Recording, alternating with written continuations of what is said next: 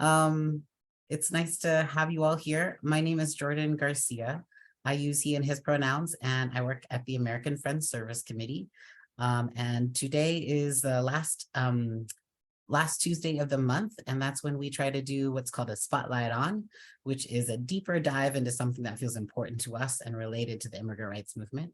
So today we've invited Therese Howard from over at Hand to come and spend the evening with us and bring us up to speed on all things that they are up to. And we'll hopefully have lots of discussion too. I don't want to pressure anybody. If you've been on Zoom all day, you had your camera on, I would love for you to put your camera on now just so we can see each other and kind of feel in community. But if you don't want to, it is okay. And I'm going to emphasize one more thing that Josh said in the chat or in the introduction, which is just that if you are bilingual, go ahead and put English and Spanish in the chat for us if you want to make a comment. If you're not bilingual, Gabriela is going to try and keep up and translate the chat for us. And then I have one last announcement, and then I'll jump right in. My one last announcement is that tomorrow is the, oh gosh, I believe it is the 25-year anniversary. Is it 20 or 25, Gabriela? I'm sorry. I think it's the 25-year. 20th. The 20-year anniversary of the Department of Homeland Security. This is an okay moment to boo and hiss if you want to. And because it is the 20-year anniversary of the creation of the Department of Homeland Security, we are having an action calling for it to close and to end at the state capitol, the Colorado State Capitol, tomorrow at 11:30 a.m. We're going to have some of our members are going to speak. This is in collaboration with a couple other organizations, including the Rocky Mountain Immigrant Advocacy Network. A couple of our members are going to speak and share some vision about what we could spend that money on if we were not spending it on the Department of Homeland Security. So please join us. It should be a warm day, hopefully. Well, it's not supposed to snow until the afternoon, I'm told. So 11:30 at the state capitol. We hope to see you there. Okay. So we're having some people who are having trouble getting it in Spanish. So if Josh, if you can go over that again.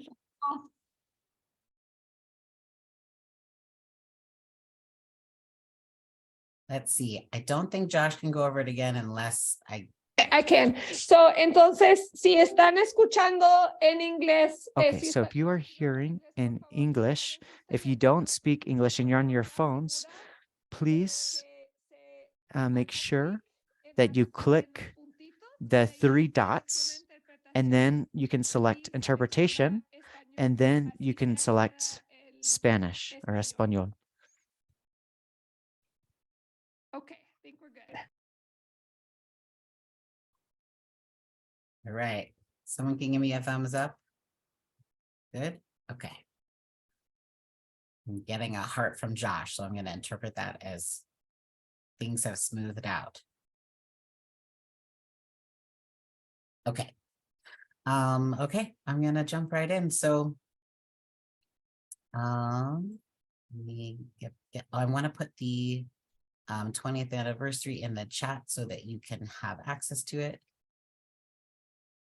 But okay, so Therese is here, and we're going to talk a little bit about some of the barriers to stable housing all people have in the Denver metro area, and how many of those barriers are shared between citizens and immigrants alike. And then after that, we'll discuss a little bit about how the city of Denver can address both groups in ways that respect our human dignity and lead to stability. We, another Gabriela Flora coming in. We are really, really lucky to have Therese here, and they have recently, or I don't know if it's actually, you can tell us more, Therese, if your report has been released, but hopefully we'll get a little bit more information about that and some of the findings. We might get a preview. And I'm really excited about that. I'm just noticing there's a couple more people coming in. Teresa, I don't want you to start until they're settled and have selected their languages. Um, okay, cool. So just last thing, And can I say one thing, Jordan? I was just gonna say, if everyone, si pueden poner su cámara, porque muchos vinieron bajo por lo menos un momento para que yo pueda cambiar a su propio Can nombre. everyone go ahead and Muchas gracias. turn on their camera real quick if you can, and go ahead and change your name and put it under your own name if you're under someone else's name, please.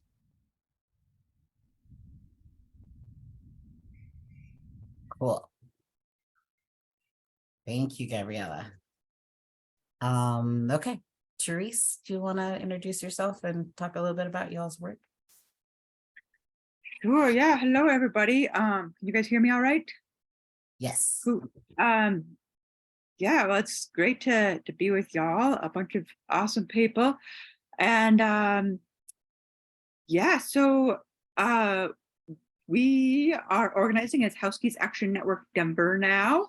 And it's coming up on actually our 1-year anniversary, March 7th, which will be literally the day before we release our report that Jordan is referring to.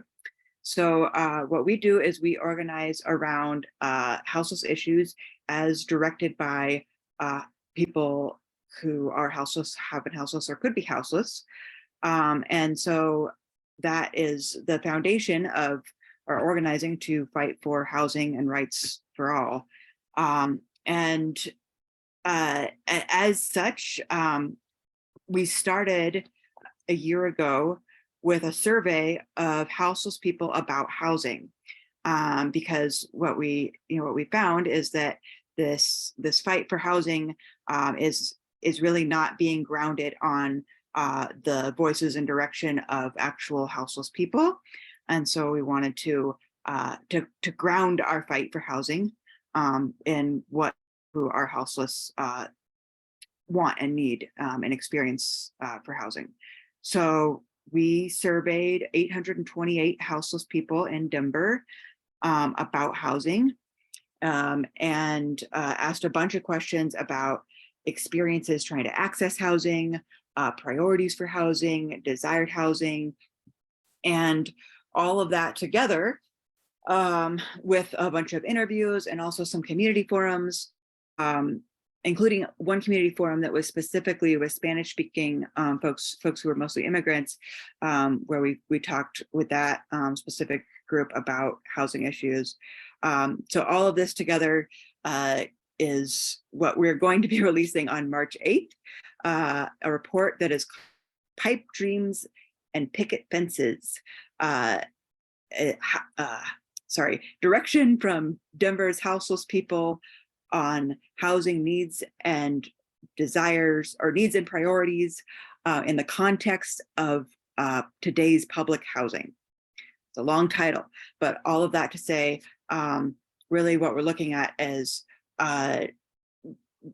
what do people actually want and need in housing, those barriers to accessing housing, and then what does this mean in the context of a nation where public housing is being destroyed, not created. So yeah, I don't know, that's kind of what we're about to release. I hope you guys all come to the event on March 8th.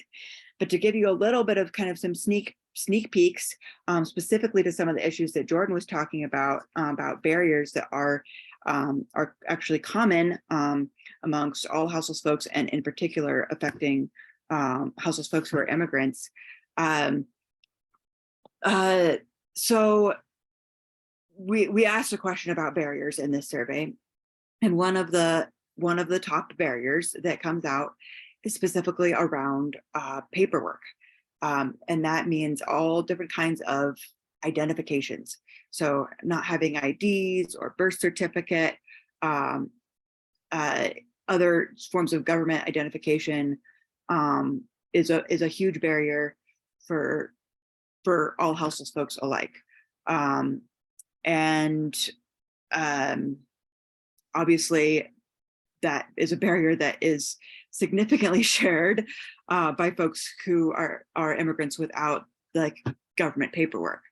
And other big barriers that I think are important to name that are shared by lots of folks would be like the barriers around like access to a case manager or proper consistent communication with a case manager. Huge barrier for lots of folks, because really the way that our houseless housing system is set up in this day and age is, if you don't have a case manager, you don't have a pathway to housing. That they are gatekeepers for all housing that is considered like houseless housing that's actually really low income, under 30% AMI, that has subsidies based on income or otherwise like geared for really low income people. Basically, if you're not going through a case manager, then you have to be doing something that's different, that's outside of the normal system. Something like renting a room from a random friend, or that you find on Craigslist, or some other connection that you have, or renting a basement from somebody. These other types of connections, other than those pathways, the traditional pathways require you to have a case manager. They also require you, as noted earlier, to have all of those forms of identification. So yeah, I mean, the systems that are set up to access actual low income, cheap, quote unquote, affordable housing that's, in the realm of like, hundreds of dollars, not thousands of dollars, is absolutely dependent on that kind of, those kinds of barriers. I'm not sure what else to add on it. Like, there's infinite things to talk about in terms of barriers and processes, but I almost want to like pause there and see if there's like a direction that folks want to go with the conversation. I can also talk about vouchers. Maybe I'll just preface that a little bit, and then we can dig in more to vouchers if folks have questions about that. So our nation has decided that vouchers are the solution to houselessness. And so what we find is that there is a disturbingly high trend nationwide in moving dollars and resources and actual units away from public housing, or housing that is actually kept affordable and that's like owned by a public entity, into vouchers for private housing, and these sort of private public partnerships. Is everybody else frozen? Am I frozen also? I don't see you frozen. All right, cool, great. Sorry, I just, yeah. So housing vouchers are, like something that's issued by the Department of Housing and Urban Stability, and sorry, not the Department of HUD. God, I can't talk. Department of Housing in the federal government. They issue most of the vouchers. There's some other agencies, but mostly it's HUD. And then you use that at a private property. And so you go to a private landowner and say, I want to rent an apartment and I have this voucher. And then they have to accept that voucher and say, okay, sure, you can move here. And this voucher means that the government entity like HUD will be paying for your rent at that apartment. This process, however, is very dependent on landlords that will accept vouchers, and it is not conducive to lowering rent. It's conducive to hiring rent, because you continue to pay more and more and more in the market, and it is only set up for people who have all of the various identification, citizenship paperwork, and so on. So if you don't have an ID and a birth certificate or have like citizenship paperwork, you do not qualify for a voucher. And so in spite of that, nonetheless, this is literally nationwide. You'll hear Democrats talking, oh, you know, vouchers for all. This is the solution. We want a vouchers for all program. It leaves folks who are immigrants entirely out, as well as, you know, folks who are houseless who don't have that form of identification.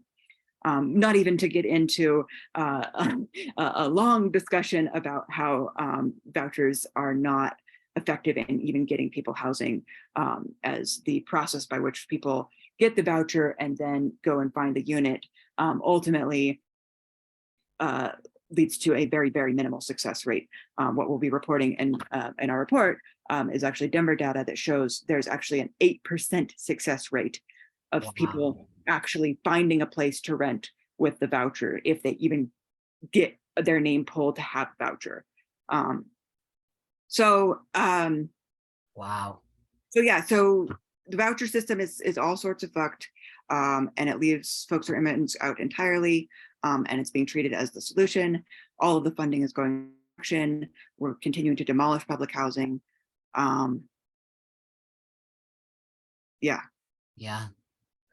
Teresa, I wanna let people ask you some questions about what you've already shared, but Yeah. I'm gonna start with a question. Is could you maybe give our folks a little bit more context about what HUD is, what HUD is, and maybe like you don't have to do like how it came to be, but just a little bit of context around it. And then I have another question for you, and then I'll turn it over to other people. Yeah. Oh, so HUD is a federal department that was created in, oh God, the fucking like 30s. Yeah, 30s. That is set up to be the entity that funds and directs funding for public housing, or other like ways of funding housing through vouchers. So it's like, what do you call, yeah, public housing is the big term for it. And we're including in that vouchers, though you should really distinguish between vouchers and public housing, but housing that is like for low income people that's funded by the federal government.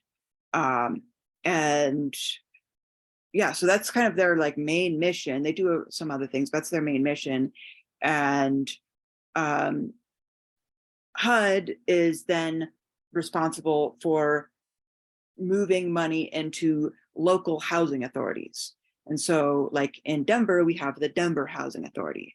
And so it's not HUD that's actually the ones that are responsible for owning and operating and you know, running the public housing or managing the actual like voucher distribution system. It's the local housing authority.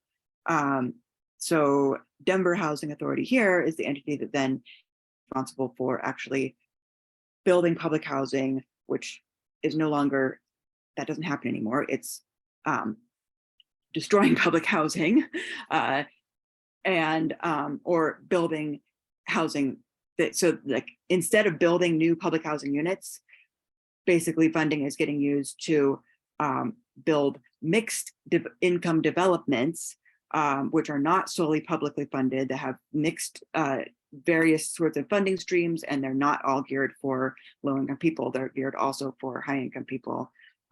So it's not real like straight up public housing. And then you know, they're responsible for distributing the voucher funds. And so they, in a couple of ways. One of the main ways is they do the lottery, which is how you enter to like win to win a golden ticket for a voucher. And they also then just like distribute certain funds for vouchers to entities that are a part of the process. That's anyway. Yeah. Thank you. I think that's really That helpful. makes sense. Yeah, thank you. That's really helpful. Okay, my other question. Oh no, my internet's a little unstable. My other question is, Therese, if you could unpack a little bit of like why it's so difficult for folks to get documentation and for people who are houseless to get documentation. Because I think that might be a little bit of surprise to some of our members. But it's a little bit, I think it's interesting because it's like we're all working to get documents sometimes. So yeah, if you could share about that a little bit. Yeah, so there's a lot of reasons, but a big part of it is that documents get lost when you're living without housing. And so folks that are living on the streets or in shelters are constantly losing property. It is very difficult to hold on to property. Sweeps are a huge contributor to that. So for folks who live outside, especially in tents, the city comes in and takes people's property and trashes it, or takes it away to storage. And that means that people lose documents like birth certificates, IDs, and so on. It also just happens in all sorts of other ways, like on the streets, and folks that stay in shelters. Like the shelter system is constantly losing people's property or throwing people's property around because if you don't check in like every couple of days, you have to like be there, and then if you're not there for a couple of days, your property gets trashed. We just got like 3 reports of people about that like in the last couple of weeks.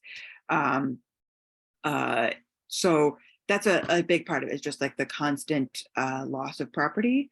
And then like the other pieces of it is that the processes for getting identification are complicated and not, you have to go to some sort of a lawyer, or go to some sort of a service agency. You have to, like know where your birth certificate might be, and then like be able to have them contact the hospital, but you might not know where you were born. It's just a complicated process in a lot of ways. And then, especially for people that maybe weren't born in the US or whatever, then it gets even more complicated to, get that birth certificate. And I'm honestly not an expert on all of that birth certificate process, but just from knowing folks and talking with folks who have like struggled with that, these are things that I've found, is that, like that process is really complicated and takes a long time. And then the time that it's taken too is just, you have to like be constantly going back for appointments and in all of that, like if you have a nice normal structured life where, you know what day it is all the time, and you're, like maybe going to a regular job or something, like that's a lot easier. But if your life is just, really all over the map, you're just trying to get, get things together, you're constantly dealing with, the stress of surviving on the streets and whatnot, it can just be really, really difficult. Yeah. Thank you so much, Therese. Just want to invite people to, if you have any questions for Therese, or if you have comments that you want to make or add to. I'm noticing people are adding comments in the chat. But Yeah, important point. Yeah, thank you for adding that. Emily, it's adding that about the cell phones and emails. Exactly. Yeah. Mm-hmm. Yeah, because you need a smartphone in order, at least a smartphone to make an appointment. Yeah, Emily, go ahead, please. Thank you so much for speaking with us and like explaining. I think it's honestly just nice to hear, because I work in East Colfax in Northwest Aurora, and so we work with a lot of folks who are experiencing being homeless or have been chronically homeless, and we get them rehoused, which is great. But the barriers are so immense, and it's expensive, and just like, yeah, so it's very unfortunate, obviously, but it's nice to just hear like I'm not crazy when I'm like, the system is literally stacked against like folks experiencing this. And even today I'm delivering mail to someone, and her SNAP card keeps getting stolen from the same woman who is following her from shelter to shelter.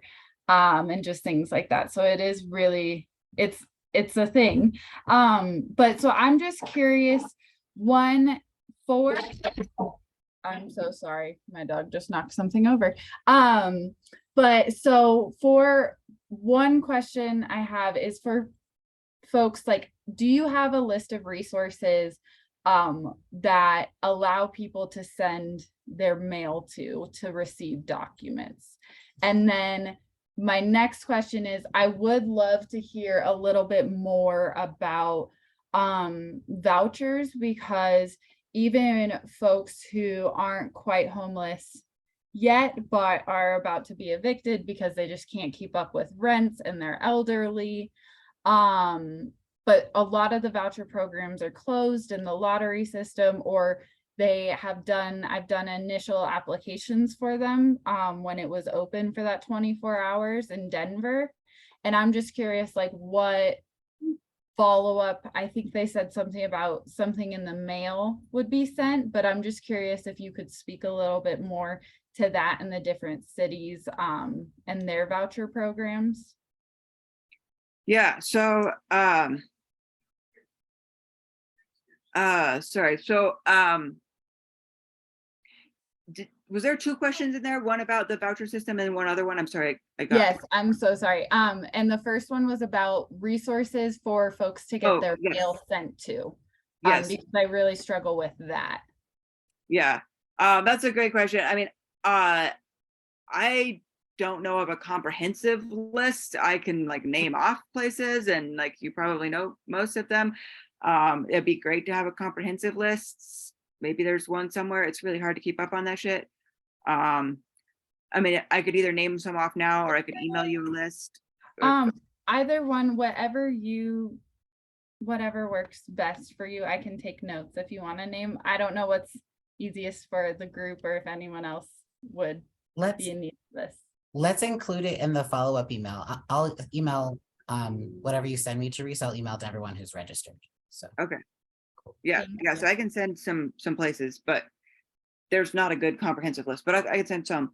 And then to the question of the voucher process, that's a very good question. So so the voucher lottery through Denver Housing Authority happens once a year for 2 days. It's in September, usually the middle of September. And then so you have to be able to get on a computer or smartphone, know where to access that in those 2 days, and then fill out your information for the voucher, including having, citizenship paperwork and stuff like that. And then they put all of that information into a pool that a couple of weeks, month or something, I can't remember exactly how long, about a month later, I think it's a couple weeks actually. Anyway, they draw names out of that pool, and they draw the number of names that they supposedly have funding to pay for. So like in 2021, for example, there was 1,000 names pulled, and that's out of a pool of almost 20,000 people. There was just under 20,000 people that submitted their names in that lottery. So right there you have a I can't do the math, but that's the chance that you have of getting your name pulled in the lottery. And then from that you have you have to wait until DHA sends you exactly information either on email or at an address. So either email or at an address, they'll send you information about how to come and get your voucher. So you have to then get that.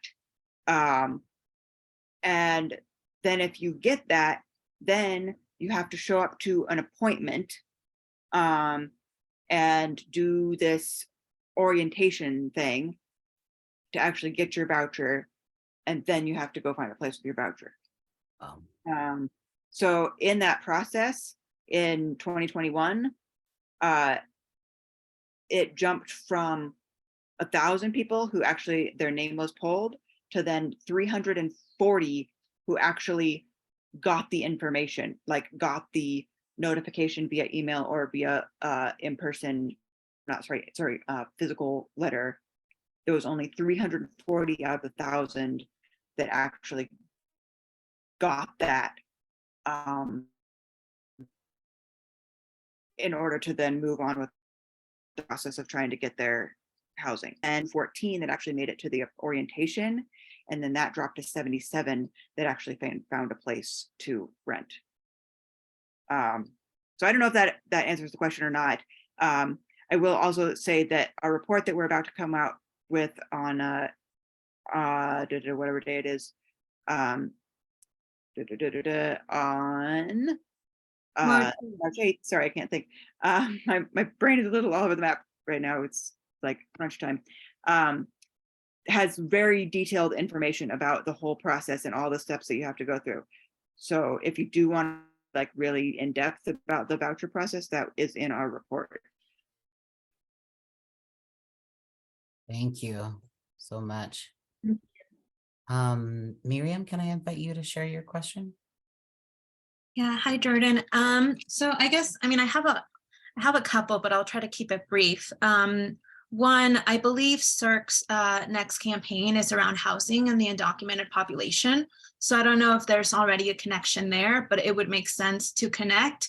I think I used to have your email, Therese, because I've been to your house for sure. Congratulations on your baby. I don't know where it's at now, but soon toddler. Either way, that would be a great connection to make, since there's already people working on that issue or trying to attempt, you know, not new solutions. I think we know what it's going to help, but we just keep trying to find either way, before I get down that path. But my question is, what has been done or what is being done to repeal the camping ban? I know that there was a couple procedures with court dates. I remember being there, but I don't remember really what happened. And is there anything else that's going to be done? And I think my second one is, this is a 501c3 space and I want to respect that. Are you guys going to be, would you guys ever publish a report on, you know, like a ballot guide, helping folks understand some of what is coming up and who to vote for, or giving, you know, rating them on their house friendly policies? And lastly, how do we get in contact with you if we want to volunteer? That's the three, and I'm done. Thank you. Well, yeah, no, that's great. That's awesome about, yeah, like let's totally talk about collaborating on housing stuff with CERC and whatever, because we've been really thinking about that a lot, like with the voucher system, the fact that like immigrants are excluded from the voucher system is fucking crazy. Can I say something real yeah. fast about that? Yeah. CERC is not doing any housing work right now. Unfortunately, they're just not, they don't have the capacity. No, they don't have the capacity, but what they're doing is they're throwing support behind a couple of bills around both rent control and just evictions. So they're taking the lead right now from the Colorado Housing for All campaign folks. But yeah, we could totally get you all connected for sure. Yeah, it's yeah. The fight should happen at some point in some way, because yeah, definitely addressing some of the shit with like the vouchers, but then at the same time, like recognizing the vouchers aren't the solution. And so really, you know, like fighting for the kind of housing that will work for everybody is critical too, which I have a lot of thoughts on, but won't go down that path. So your three questions, one was about the camping ban, right? First question. Basically,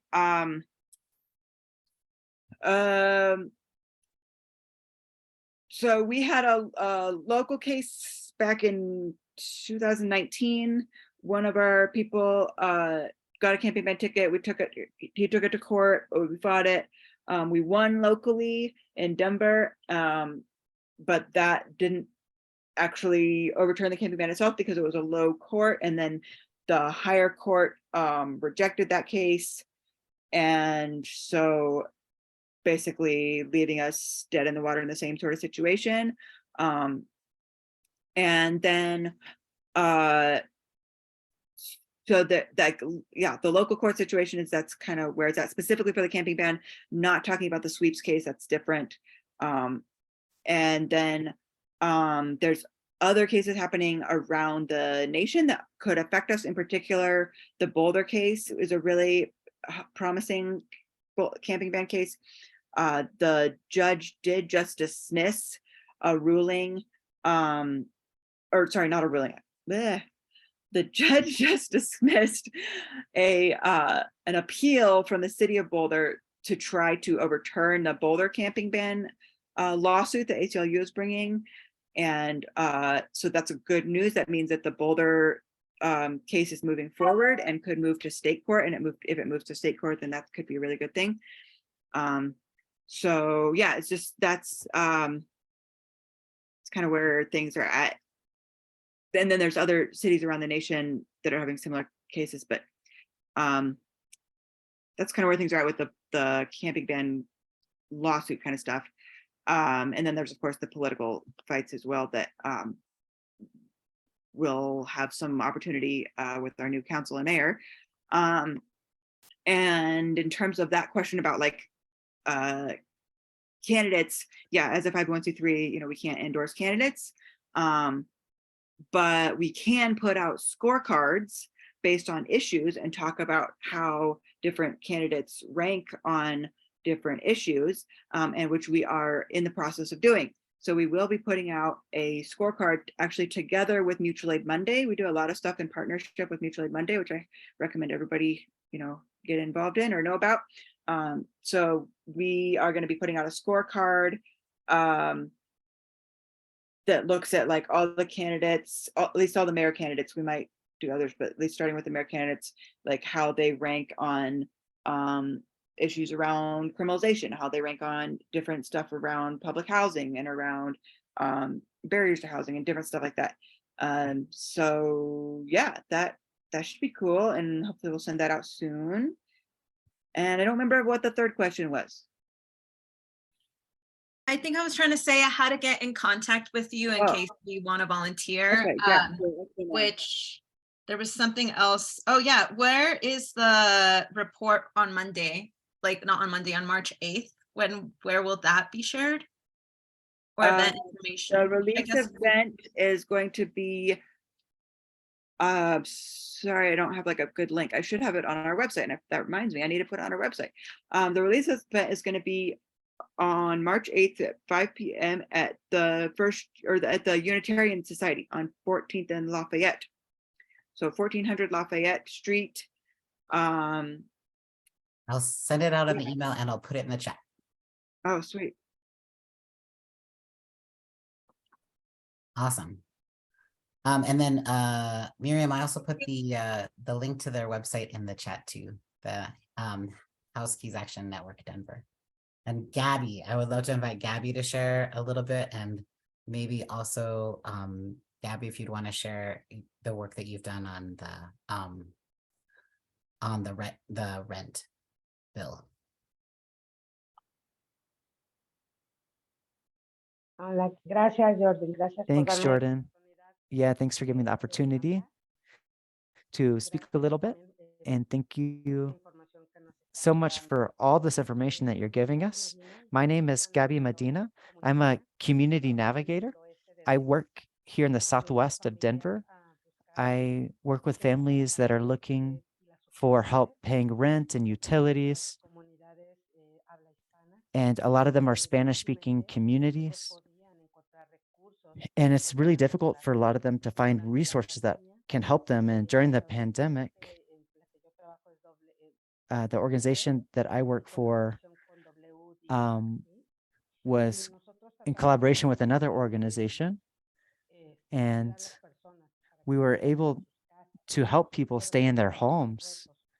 But we're seeing a lot of barriers and challenges because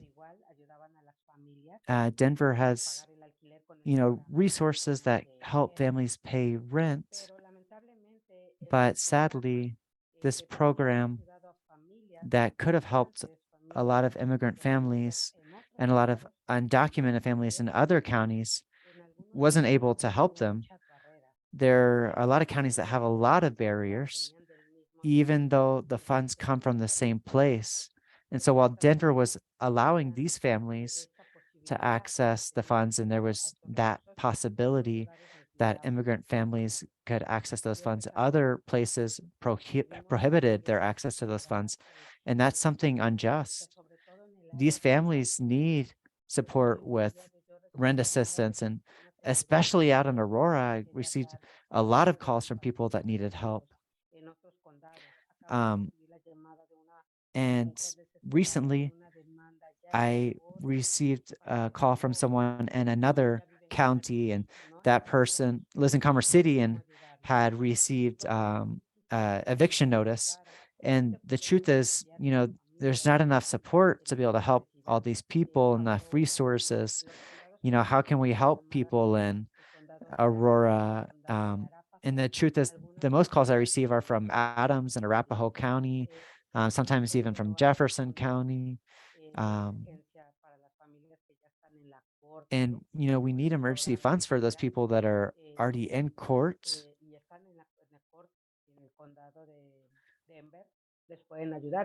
And for those that are in the courts in Denver, we can support, and also those that are in Boulder, we can support. And there's another program called TRUA, TRUA,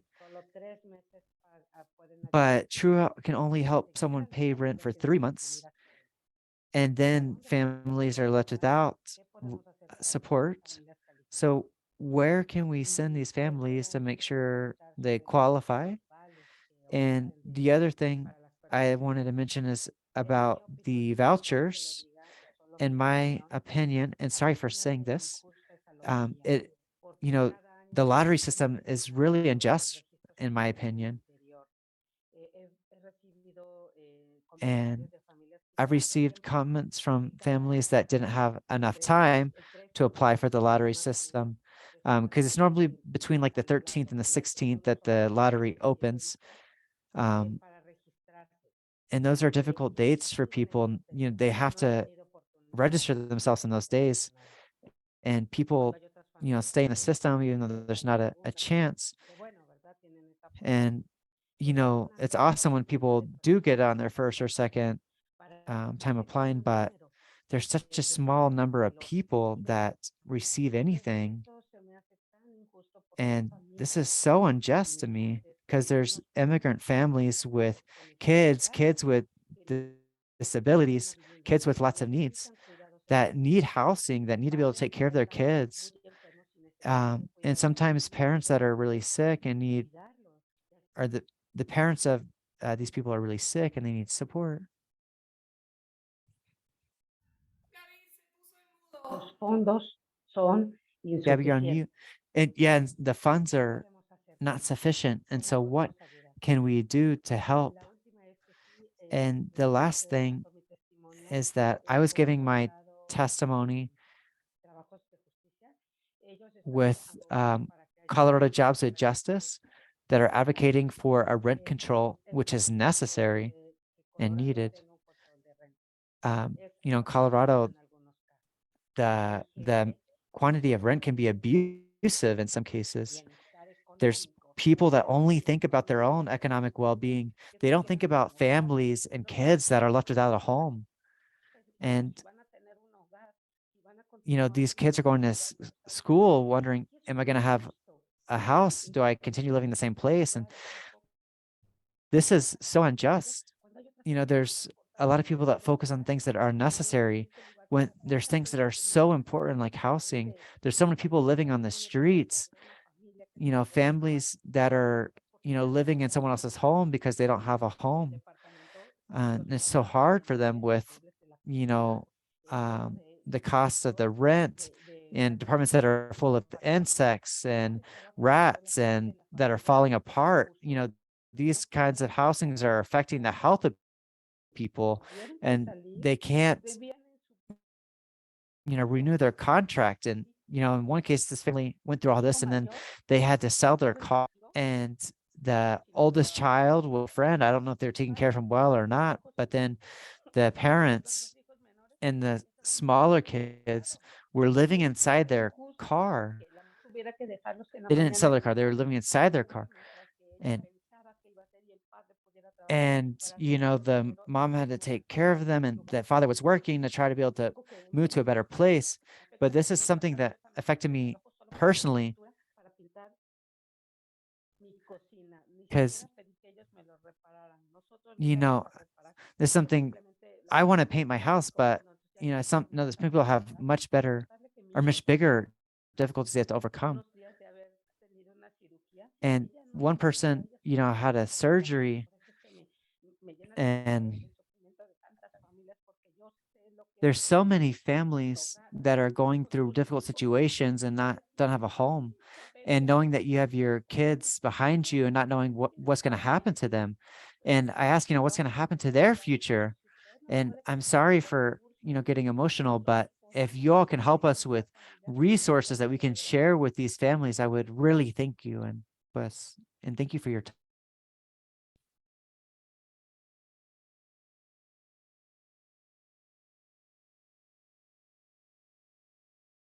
Thank you so much, Gabby. I know you do so much for our community, and she's Therese, she's basically like a mutual aid Monday just in one person. But actually that makes me think about maybe it would be a good idea for us to get in touch with Mutual Aid Monday and see if there's opportunities for collaboration there.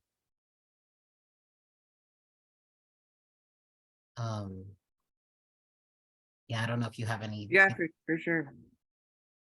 Yeah.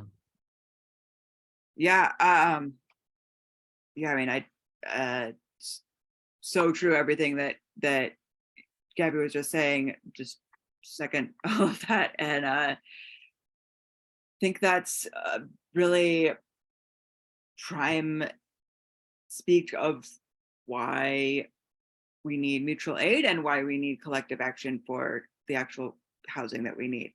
And yeah, so like navigating resources is always a nightmare, but always needed. And like, yeah, we can share stuff we do know about. It's always not enough. It's always filled with bureaucracy. But yeah, be good to like maybe have some ways to like share some common resources, especially stuff that is in different counties and stuff that works for folks who are immigrants or stuff that, you know, yeah, I don't know. Yeah, and just so folks know, I'm putting in the chat, there is a Just Cause for Evictions gathering happening next week. And then I'm just putting in the chat now also an action alert that you can take for local control of rents. So yeah, these are two bills that are like hopefully gonna be chipping away at this of the situation. Something I feel like I want to say and I'm compelled to share, and I'd love to hear how other people feel, is you know, we are seeing new folks come to the Denver area from other parts of the world, and we're getting a lot of attention in the immigrant rights movement. How shall I say, like reporters are calling us, our Congress people are like, hey, can we bring you some waters, you know, like as if that were particularly helpful. And things like that. But what I think is important is that if people are paying attention to what we're saying about the ways that newcomers are being treated, it's our responsibility to talk about the ways that houseless people get treated in our communities, just across the board, regardless of where they come from. And so I want to make sure that if reporters are going to ask me about, you know, what it looks like in shelters and how we treat houseless people, I want to make sure that I'm saying the right things and saying things that are in solidarity with people who've been doing work around houselessness and homelessness for a long time. So I don't know, Therese, if you want to speak to that or if anyone else wants to speak to that. I'm just, I want to feel equipped to be in solidarity in a good way.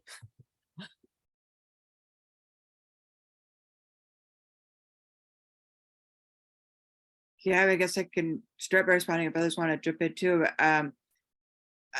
Definitely super love the ways that y'all have been doing that, like in like the letters that have gone out and stuff about the the recent influx of folks, mostly from Venezuela, that like the naming a lot of these issues with despicable shelter conditions and with like just constant changing policies in shelters, and then like the criminalization when you're out on the streets, that all of this is like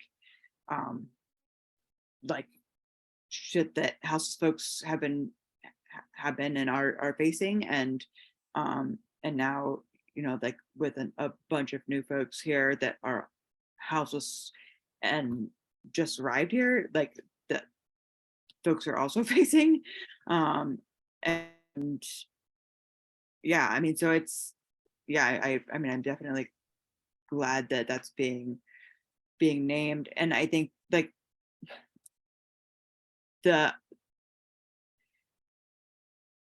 it's tough because like we have a situation where folks who are houseless are scrambling for the limited resources that we have in this city.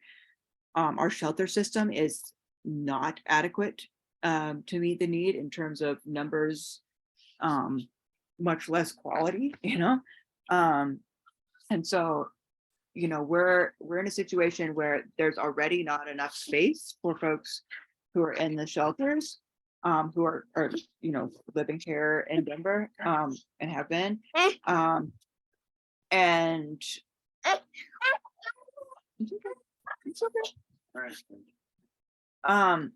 so yeah, so there's already not enough space, and then pile on top of that even more folks that need that space, and it necessitates city action, because otherwise everybody's getting fucked, folks who just got here and folks who've been here. So it's been really tough, honestly, because the city has not taken the adequate amount of action. So like the shelters are over flooded. Folks that have been staying there for a long time are losing their beds, and it's really not an ideal situation with folks getting pitted against each other. So yeah, that's maybe not exactly what you were trying to get at, but just to name like that is really been hard in the houseless community over the last few months. No, it is absolutely what I'm getting at. Yeah.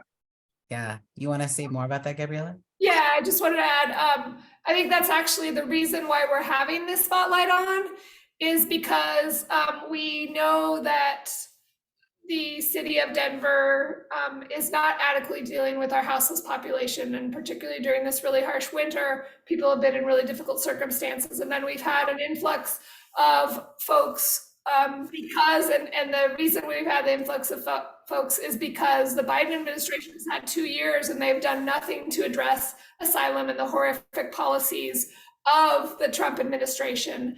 And so instead, they have just been reinforcing the Trump administration policies, and people have been coming to Denver because they need to get away from the border once they cross over, because they have not been allowed to follow the asylum process in many cases, and because the conditions are so bad there. And then we're seeing the city has stepped up in some ways, but when they step up and take resources away from houseless folks, that's not okay. And so we wanted to have this meeting to talk about the fact that many of the barriers that are confronted by folks who are houseless, who have been in our community for a long time, many of the who are citizens, confront many of the same things that undocumented folks come together, and that we want to work with the city to say both of these populations, this is a wealthy city. We have lots of resources. We should be using them to house folks in our community. Everyone deserves access to housing, and we shouldn't be taking resources away from each other. Piper, I don't know if you wanted to add anything. Hi, everyone. I'm sorry to be so late to this meeting. I had something unexpected come up. I think I would just say, I'm looking forward to, we're gonna have a meeting next week with, in partnership with HAND and other immigrant and houseless organizations. And we'll be discussing there some of our recommendations and figuring out how to transition from this being an emergency to this being something that we do as Denver, because we know that this will continue to be a newcomer site now. And we want to make sure that we're doing everything in as much of a planned and responsible way as we can. So hopefully after next week, we'll have more clear next steps for nonprofits and cities and the city and also volunteers. And I know that people are also arriving to Aurora and to other parts of the metro area now. So I'm also hopeful that there'll be more opportunities for people outside the metro to plug in and get involved in these efforts. There's also been a lot of requests from the folks who are here now to assist with applying for humanitarian parole for their family members who are still in Venezuela. But they need people with status to make those requests, kind of like the Ukrainian and Afghan resettlement efforts that some of the folks on the call have probably been engaged in. And then while we are a wealthy city, a lot of where the budget goes is determined by the mayor's office. And so we're hopeful to continue to work in community to ask for resources to be dedicated to the affordable housing crisis, and as well as just better transitional services for houseless folks, regardless of their immigration status. And I really appreciate everyone on this call who's trying to work at the intersection of human dignity for all of the residents of our city, regardless of income or housing or status. So thank you all for being with us tonight. Piper, can you answer the question? Is the next steps meeting open to the public? How can we get involved? So right now it's not. This is a good faith effort to have like a concrete conversation. That said, if it doesn't seem like a shift or commitments are made coming out of the meeting, then we would definitely let y'all know who are here today and look at a more community-wide response.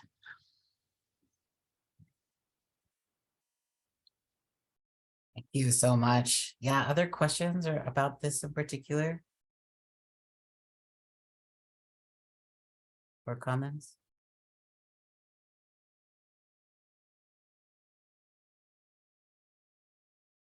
I have one more thing that I want to share too. It's a little bit on a different path, but there is also, a lot of work over the last couple of years that's been done to organize around mobile home communities.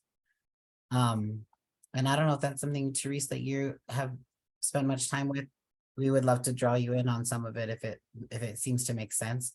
But a lot of folks are getting basically kicked out of their mobile home community. And sometimes they end up homeless as a result of that. So the folks that we at AFSC turn to most around that work is that Colorado 9-to-5 working women. But we are also trying to support the efforts coming out of Conservation Colorado, which are trying to address the environmental racism of the fact that many mobile home communities have non-potable water, as in they don't have clean water in their communities. So that's something that our member leaders have asked us to kind of keep an eye on and support a bill around that. Thanks, David. But yeah, Alyssa, did you want to, do you have a comment, something you'd like to share? Yeah, can you hear me okay? Yeah. Okay. Yeah, my name is Alisa. I work at a transitional housing organization here in Colorado Springs. And I serve specifically the immigrant population. That's who's on my caseload. I'm a case manager, and I'm constantly thinking about the solution, right? Because there's such a gap and because there clearly aren't enough services. And so like I would just to know when these conversations are happening and just continue them, because there's no one solution and there's no one organization that has the answer. I think it's something that we all have to do in working together. And I've been really pushing to get my organization to work with or to do organizational testimony in the realm of policy advocacy, because as we're seeing like a direct service organization, we're only patching the problem. Even if there was, I think the solution is so complex and it's so multifaceted that as often as I can, I'd love to have these conversations because I'm seeing like direct impacts of the community that I work with. And in being a transitional housing organization, our goal is to empower these families and equip them to transition them out into permanent, stable housing. Yet there's so many barriers. So I'd be happy to share some of my info, but like I said, anytime these conversations are being had, I just love, like, I want to learn more about it because I understand that there's no single organization.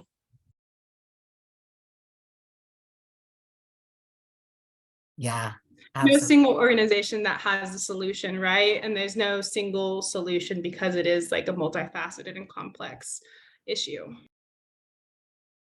Yeah, absolutely. Thank you so much, Alyssa. Yeah, we definitely are kind of consider this conversation with you all as kind of like a first step, kind of like a way to kind of, for me, it's like a way to kind of look at the landscape and be like, oh, okay, this is the person I would go to for this, and this person might be interested in this. But for myself, and I would say for those of us here at AFSC, we want to do that learning so that we can identify places where we can support each other and identify places where we can really collaborate to kick some butt. So I am really excited about the release of the report next Wednesday, Therese. We'd love to be there for you all to support that. You're welcome to borrow our sound system. We want to share it with our members. We want to make sure that report, which really demonstrates the impact on immigrant communities and houseless communities and houseless immigrant folks. We really want to support that. But if other people have other ways or ideas that they're thinking we might be able to collaborate, I just want to open it up and have people share. Yeah, Nora, please go ahead.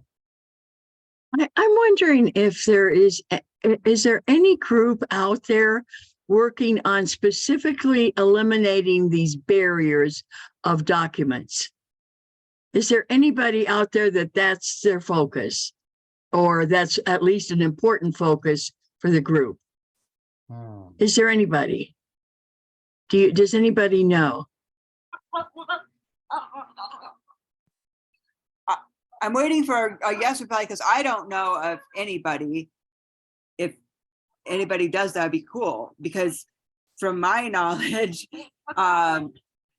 yeah, there's efforts to make documents more accessible, to like have, ways that you can like get through the system quicker. But I don't know of like a campaign or legislation or any sort of effort around let's have housing processes that don't require that don't require documentation. And I absolutely think there needs to be, and that's, a big collaborative fight that we could be in together, is to say like, let's move forward on fighting for housing that you don't have to have all of this paperwork. Why do you have to have all of this paperwork to live in a house? Why? Is it really necessary? Can we move beyond that and just say, here's your keys, here's a place, and find another way to do it. I think that's that we. I would like to say that's something that I would be willing not to chair necessarily, but to work on. If there are other people from this group that would be willing to meet and let's figure out what the steps would be. I'm a retired attorney and retired for so long that I'm dangerous. So I don't want to offer legal skills, but some of my brain is still functioning in that direction. So, if there are other people that are interested in, across groups, because I think collaboration is very, very important. And I'm glad to see the Emily Goodman from Aurora. So that's one thing. I'm up for forming a committee to work on that specific issue. But I don't want to do it alone. So there you are. Secondly, I think that one of the gateways is to educate the public more about homelessness. And I don't know how many of you saw the Aurora History Museum exhibit on homelessness that took place last year. And Scott Miller, who is the director of the museum and the curator of the museum, went out and took pictures of 40 homeless people, and they're about 18 by 18 in size, 18 inches by 18 inches, with their story. And it was so impactful that you came out of there realizing, A, your good fortune, and B, that many of these people have no support system, none. And what Scott Miller has done since then is to make a traveling exhibit of this homeless exhibit. And it can now it's on traveling screens that fold up like window shades, and it can be put, anywhere that there's the space and that people can view it.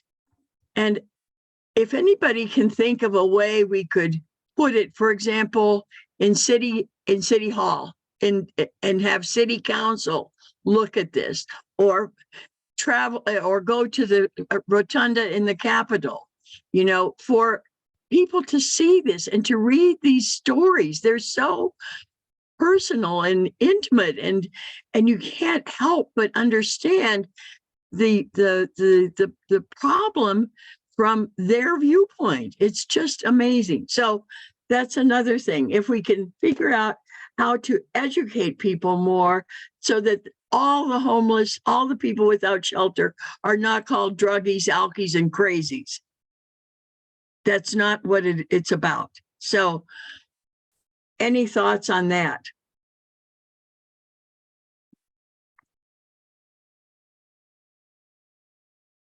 I love the idea of using art as a way to call for action. Absolutely. I think that's a great idea. Of what, Jordan? I'm sorry, I didn't hear. Oh, I just think it's a great idea to think of using art as a way to call for action. Yeah. Yeah. Yeah, I think it'd be awesome to have that in City Hall too. Maybe I'll share contact info and love to talk about how it could maybe as the new council's coming in or something. It'd be cool. Yeah. Piper, I don't know. You had your hand up for a minute. I wondered if you wanted to comment on the other piece. Yeah, I think that there's potential that over the next year, more immigrant serving groups might be interested in looking at something either locally or statewide around the requirement of documents for housing, or at least making it clear that they're not required in the state of Colorado or something.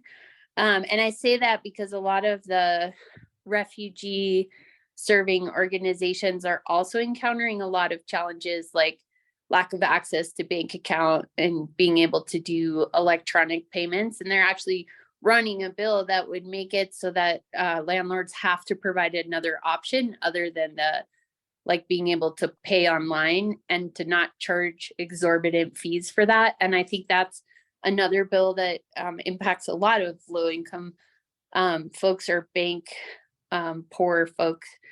not just immigrants. So I think as the housing crisis has become much worse in Colorado, a very tiny silver lining might be that there are lots of communities, I think, that want to remove barriers to being housed because it touches so many people. So I think it's too late for like this legislative session, but it might be something that we could look at in collaboration with the Immigrant Rights Coalition or the Immigrant Resistance Table and some refugee organizations, and then folks who work with houseless folks. Like, could we carry something in a locality or at the state level that would make it not required or less of a requirement? You know, I think the ground is ripe for that conversation. Jennifer, would it be possible for you to send me a list of organizations that you think might be candidates for collaborating on an effort like this? I think that might be a starting point. I think a lot of them may take a while to get back because they're so like mid-session, but I could definitely I'm not talking about this legislative session. I think you're right that it's too late for this session, but I think the planning steps of how we would go about it is should be now. So would you be willing to do that? Just send me a list of everybody you can think of that would be benefit from having these obstacles removed, these barriers. Alyssa, I see you in the chat saying you'd like your organization to be included. Just go ahead and throw it in the chat. I'll use the chat to kind of craft the follow-up email from this this spotlight on. Great. I want to mention one other thing. I think Nora is thinking kind of like big picture. Well, it sounds like Nora is thinking kind of big picture in terms of like what would we need to do to get groups together to start to plan a solution to this need for documentation that is so difficult to get in getting people housing that they need. But I also think it's worth having a conversation with the Mutual Aid Mondays to say, you know, do we want to have some kind of like office hours or drop-in time where people can come and like fill out, you know, paperwork on a computer and try to get some of these hoops jumped through for documentation. I don't know, Therese, if you think that's a terrible idea. I'd be interested to hear what folks think. Oh, sorry, Gabriella, your hand is up too. Oh, go ahead and finish that, and then I'll jump in.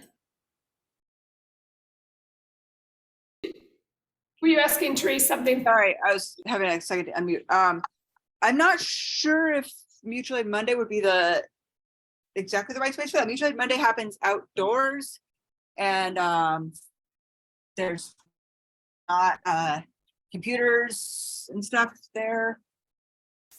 So we might have to understand more like what space would be good for that. Are you thinking like a space for like folks who are immigrants to come and like paper for anybody coming up paperwork, or I don't know. I don't know. I'm not really sure what it would look like. I was thinking maybe it would be like once a month or something. We could like set up a time for people to be like, let's use some computers or whatever we have to help people get the documentation that they need. But I also wouldn't want to create this because it certainly would be a lot of work, this like resource, if there was somebody else that was already doing it. Like when I worked at Urban Peak, a youth homeless shelter, that was like a big part of my job as case management, was to like help young people get their documents figured out. So I don't want to create something that's already exists if we can support something that already exists. But yeah, well, we could talk about it more. We're floating ideas out. We're brainstorming. Go ahead, Gabriella. I just wanted to kind of, I think what's exciting also about this conversation, and really thrilled that so many people want to work together and look at the different angles, and really appreciate what you shared, Alyssa, that no one organization has a solution to this, that we all have to be working together and working with city and state and with different organizations, and pushing the city and state to do the right thing, not just try to hide people that don't have resources. And I want to say that on Saturday, the Not One More Deportation Table is AFSC's ally group, and a whole bunch of members are here tonight because we're having a training with our Not One More members in Spanish on to train the trainers for Know Your Rights, and also some worker right protections, because our members have decided that they want to give that training to recent arrivals so that they know what they're doing, so they know what protections they do have. So while our members are working on that, they're also working to push on push for a registry bill that would allow for folks who've been here and part of our community to legalize their status. We know that legalization does not solve everything, but it is a really important piece. And so we also, again, I just want to we invite you to come and be a part of, come to the Capitol. People are tomorrow at 11:30 a.m., as Jordan mentioned before, on the anniversary of the creation of ICE under the Department of Homeland Security, to say enough is enough. We've seen how we are spending $28 billion a year on ICE and the Border Patrol, where we really need to be investing in affordable, fair housing for everyone in our communities, among other things. So come out to the Capitol to support in that way. And there are many different ways to be working on this together, and very much look forward to continuing that work.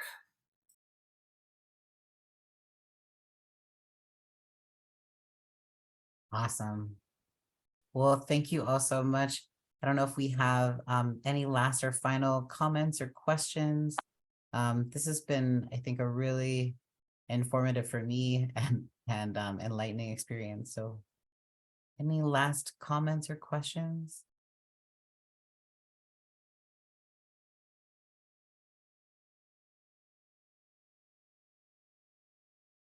Sorry, Betty was upset for a second, but it's been really awesome to talk about all this, and I'm excited to continue this conversation. Really, yeah.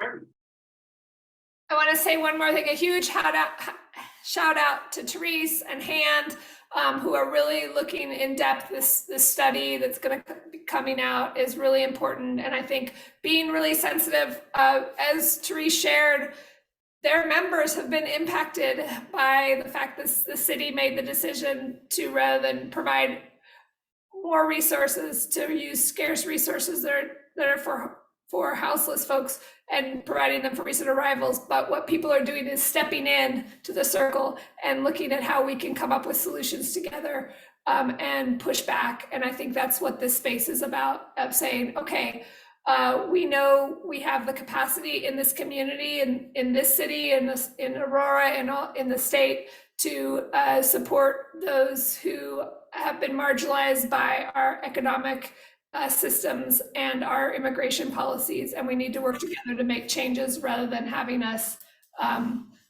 fighting against each other for scarce resources that we know the resources exist for everyone. So thank you, Hand and Therese, for all your incredible work.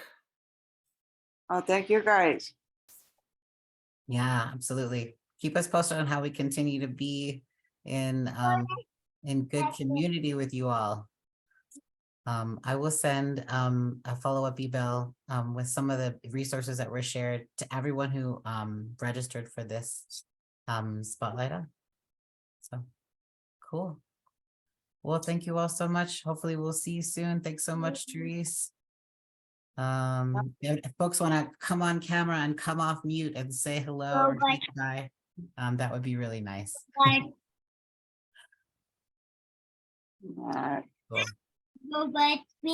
Thank you, everyone. Thank Bye, you so thank much. Muchas gracias a todos. Bye. Gaby, me envías información. Sí, lo hago ahora. Gracias.